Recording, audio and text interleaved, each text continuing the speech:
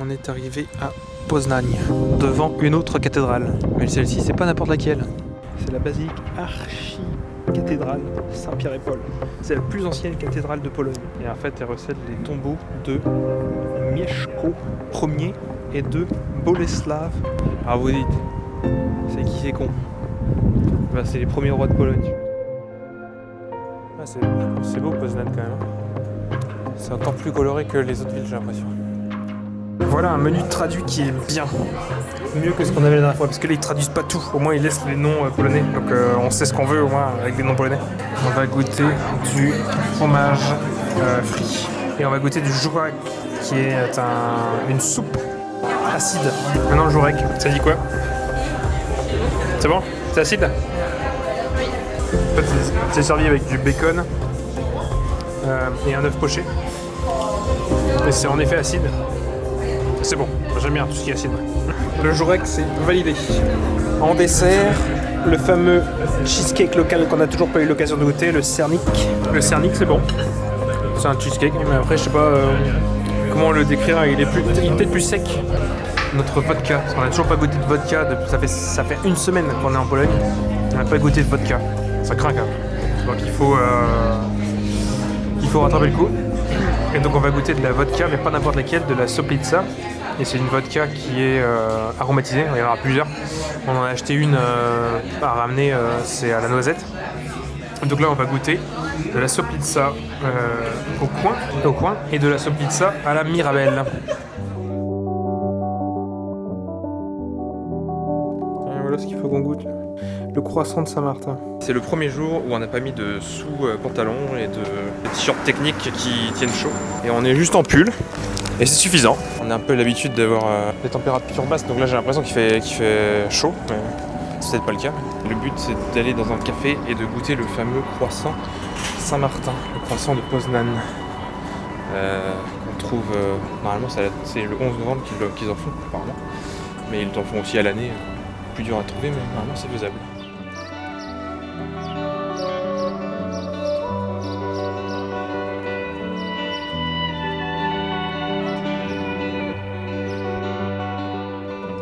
C'était joli aussi, mais là je pense qu'ils sont encore plus beaux là, les bâtiments colorés. Du coup c'était des maisons de marchands. On mange un żurek ce midi. En vrai ça me dérangerait pas je pense. C'était quand même vachement bon. Piekarnia, Cukiernia. Cukiernia c'est pâtisserie là. Donc il devrait y en avoir là aussi. Douillard de croissant. Ah ok. Ils en ont quoi? Croissant, c'est ça.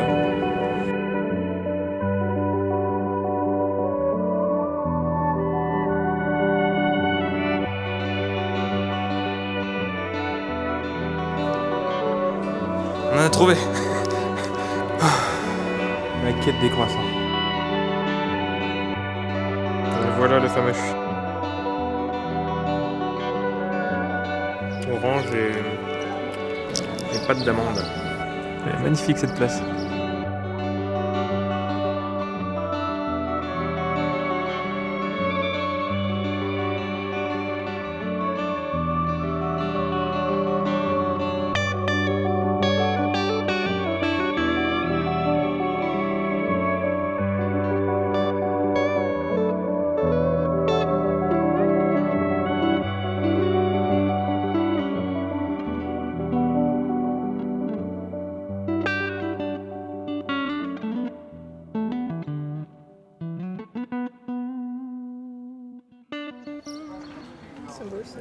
Il y a des chèvres de partout.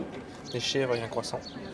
Alors le croissant, c'est bon, on sait pourquoi. Les chèvres, eh ben, l'explication arrivera un petit peu plus tard. Là il fait chaud là. Monte Cassino. Ah, ils chantent Monte Cassino. Je me demandais pourquoi ils chantaient Monte Cassino, c'est en Italie. Mais oui, c'est vrai que les Polonais se sont battus à Monte Cassino. Il doit y avoir une chanson polonaise sur Monte Cassino. Poznań, c'est aussi connu parce que des mathématiciens de Poznań qui ont participé au craquage d'Enigma. En décembre 1932, ils avaient déjà réussi à déchiffrer le message d'Enigma. Il fait 2 heures pour déchiffrer les informations et les envoyer aux représentants français et britanniques. Aujourd'hui, en Pologne, c'est aussi Blessing of the Basket, comme tu traduis ça. Ils bénissent des paniers avec de la nourriture et des vêtements. C'est le samedi juste avant Pâques qu'ils font ça. C'est peut-être dans les églises, remarque. Peut-être rentrer dans celle-ci pour voir. Ça fera qu'une église de plus. Plus après.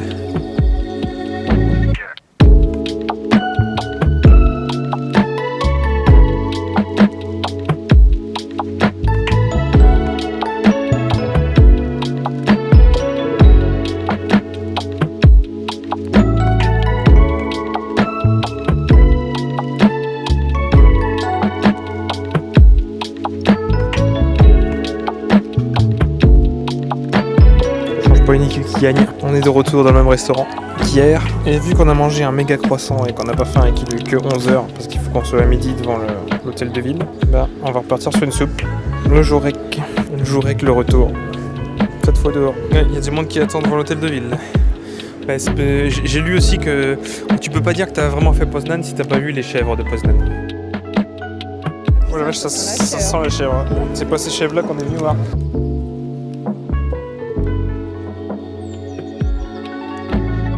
Ça ramène du monde quand même. La place est blindée. Tout à l'heure on était tout seul sur la place.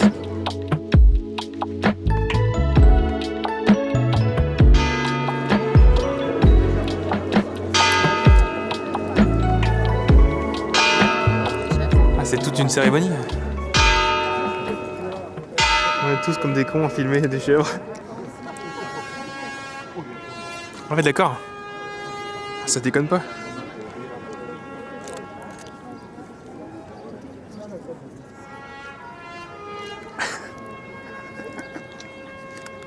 Je m'attendais pas à un truc aussi épique. Ouais.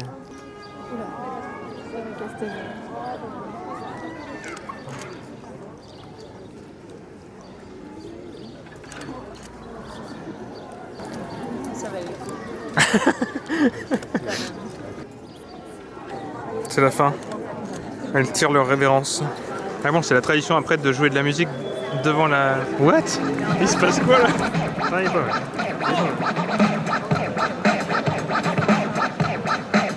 Qu'est-ce que tu penses de ce moment? Tu es ému? Oui, ému là. Entre les chèvres là, et le mec qui fait des jonglages après. Ouais, c'était vraiment un grand moment. Sans doute le plus grand moment qu'on ait vécu jusqu'à présent. Voir les chèvres de Poznan, c'est fait. Goûter le croissant de Poznan, c'est fait. On est à Wrocław après 2 heures de route depuis Poznan. Et on en est au point où on a chaud en pull en fait. Et la particularité de la ville de Wrocław, c'est qu'il y a des gnomes un peu partout. Un gnome. Le premier d'une longue série peut-être. J'ai vu beaucoup de plaques allemandes aussi. Wrocław a été longtemps une ville allemande en fait. Ça s'appelait Breslau. Wrocław, Breslau, ça se ressemble. Ah, ici on a le gnome dormeur. En fait les premiers ils ont été mis en signe de protestation contre le régime communiste. Et puis, finalement c'est devenu des décorations de la ville en fait. Et ils ont tous un petit nom.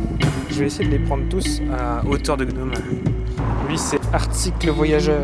C'est nous en fait, c'est nous en gnome. On est des voyageurs avec notre valise.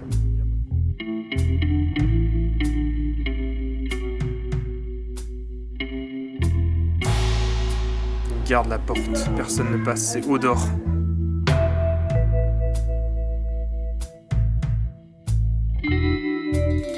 Gnomes for painting. Pour ça alors, prenons notre gnome. Vraiment, que je te tienne le truc. Ouais, ça va, c'est pas trop lourd. Moi je croyais que ça serait beaucoup plus lourd que ça. C'est un hommage à tous les animaux qui se font massacrer dans les élevages Slaughter Animals Monument. Lapin, cochon, oie, chèvre, canard, veau. Quoi de plus logique qu'un gnome italien devant un resto italien avec une pizza et du Chianti et une Vespa, ouais, évidemment. Il y en a vraiment partout quoi. T'avais regardé avant ce qu'ils étaient? Juste certains, j'en ai trouvé, mais il y en a plein, ils sont pas marqués donc c'était compliqué. Celui-ci avec son trône, là j'avais vu.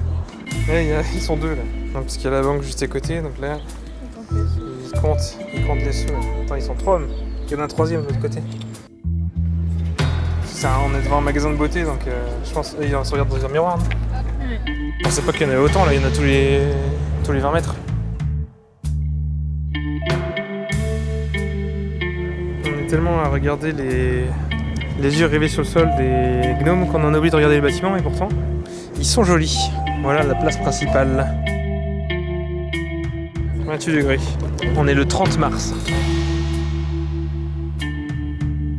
Parmi tous les gnomes qu'on verra, c'est peut-être celui-ci qui nous ressemble le plus, vraiment. Hein.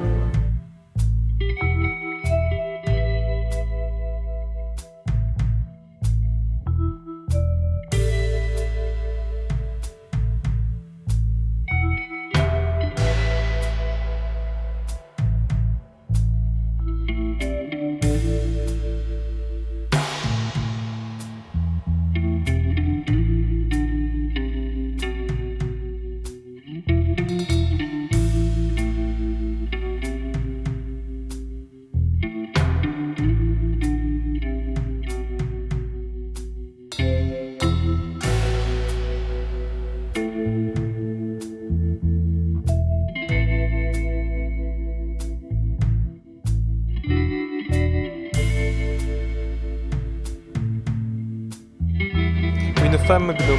Norway, Iceland. Ouais, c'est une viking.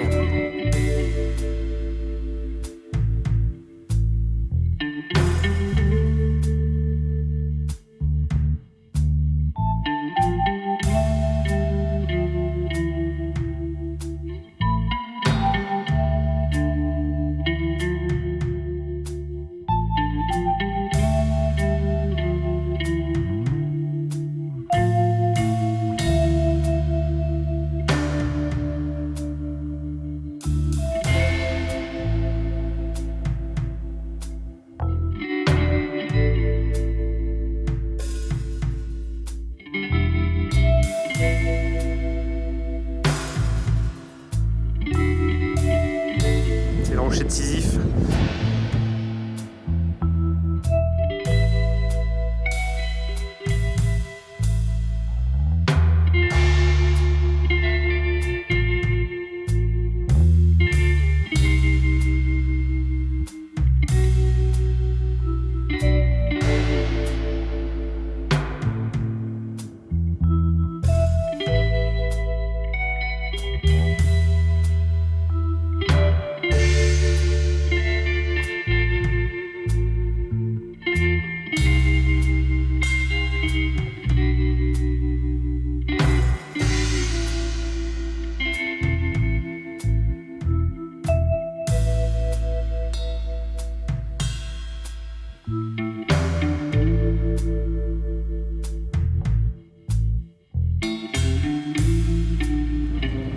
En fait, Wrocław est surnommée la Venise de Pologne parce qu'il y a plein de petites îles sur l'Oder.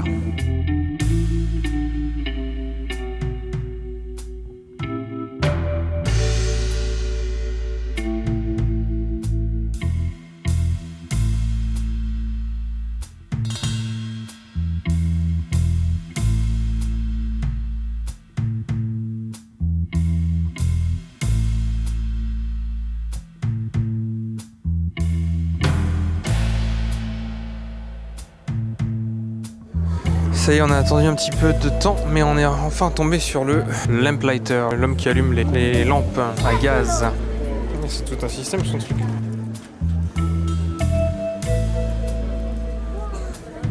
Le pauvre gars, il est suivi de partout.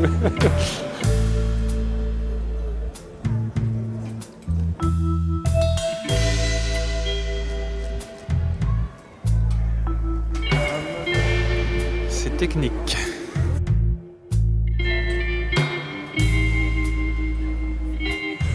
C'est fou le monde qu'il y a. C'est juste ce quartier de la ville qui est encore avec des lampes à gaz et il y en a une centaine. T'as vu, il penche un loquet là. Ça doit être pour faire venir le gaz. Voilà, c'était le lamplighter.